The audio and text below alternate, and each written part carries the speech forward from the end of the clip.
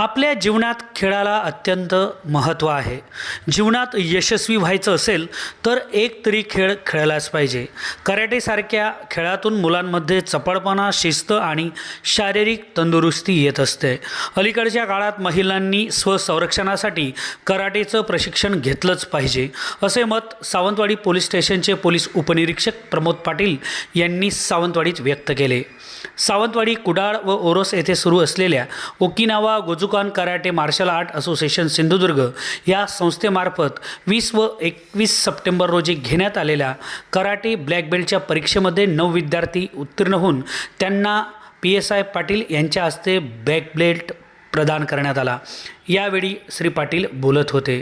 दरम्यान पोलीस उपनिरीक्षक प्रमोद पाटील तसेच doctor hanshi, captain SC Durai sir, 9th degree red belt Japan बेंगलोरमधून आदी उपस्थित होते।